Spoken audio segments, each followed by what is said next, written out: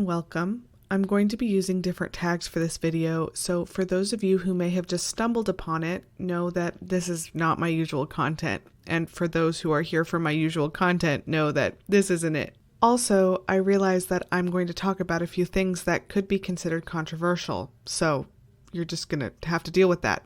Also, spoiler alert. So I totally forgot. I said I was going to do a Dune review. So to celebrate our recent wedding anniversary, my husband and I went to dinner and a movie for the first time in probably close to 2 years.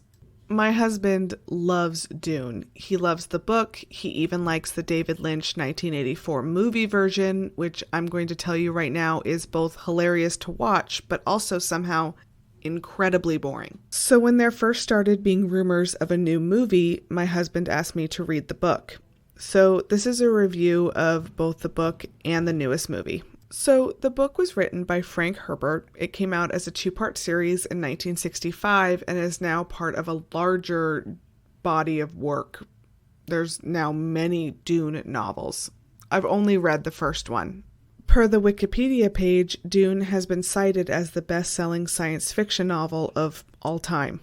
For those of you who have neither read the book nor seen the latest movie, here's the synopsis straight from Warner Brothers. A mythic and emotionally charged hero's journey, Dune tells the story of Paul Atreides, a brilliant and gifted young man born into a great destiny beyond his understanding. He must travel to the most dangerous planet in the universe to ensure the future of his family and his people. As malevolent forces explode into conflict over the planet's exclusive supply of the most precious resource in existence, a commodity capable of unlocking humanity's greatest potential, only those who can conquer their fear will survive. The commodity in question is spice, or the spice melange. And if you don't think my husband and I yell the spice melange across the house to each other on a semi-frequent basis, you would be mistaken. So let's talk about the book. Honestly, the 2021 movie adaptation does a really good job at capturing the essence of the novel. So in many ways, my criticisms of the novel are actually very similar to my criticisms of the movie. I say criticism because, to be blunt, I didn't really like the book. I can appreciate the world building and the general themes of the novel, but I found it dated in ways that other older books are not. For example, Lord of the Rings is another book series from the 50s, 60s, and to me it holds up much better than Dune. If it wasn't for my husband's direct plea for me to read the book, I would have put it down. The pacing is, whack.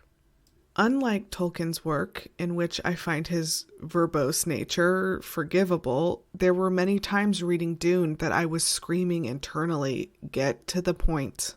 In this way, I thought the movie actually did a much better job at establishing the motivations of the political factions in a timely manner. House Atreides was rising, and the Emperor used House Harkonnen,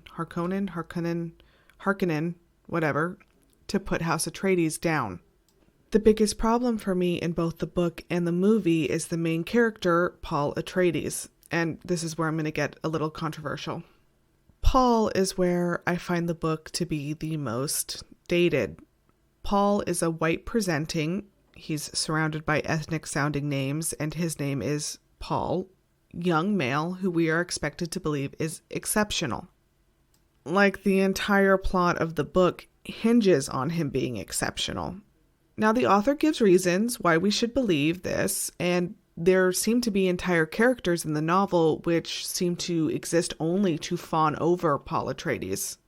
The problem is that I, as a reader, never really bought it. There are lines in the book that are eye-roll inducing. "Oh, we must treat this boy as a man because..." And me as a reader was just confused. Having multiple characters falling over themselves to try and convince you that this 15-year-old white boy is just absolutely amazing feels forced and a little dated.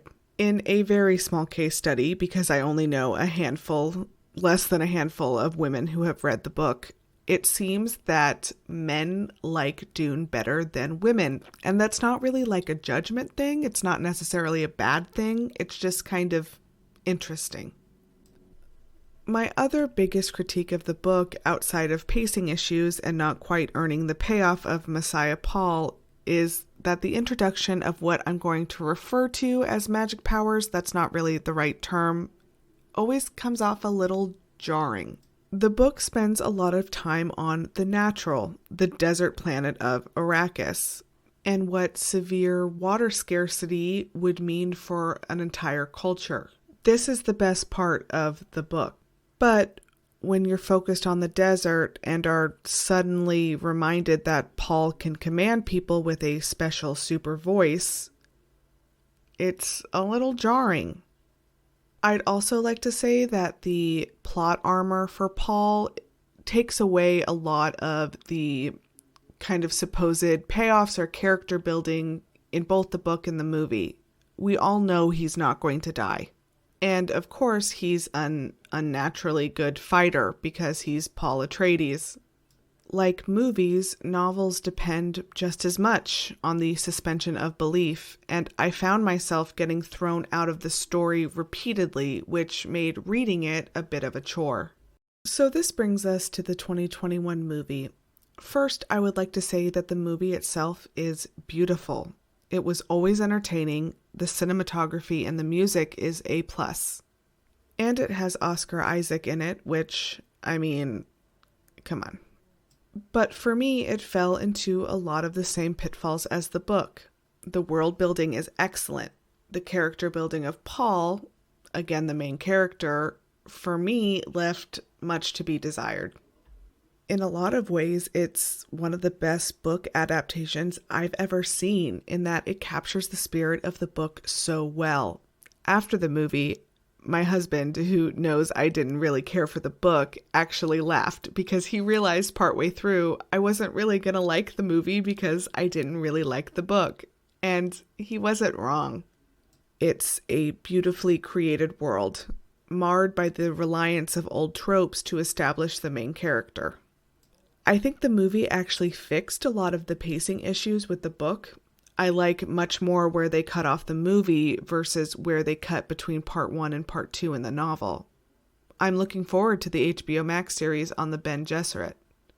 It's a big budget blowout that held my attention the entire way through, and if you're wondering, I think you should go see it, even if it's just for the spectacle alone.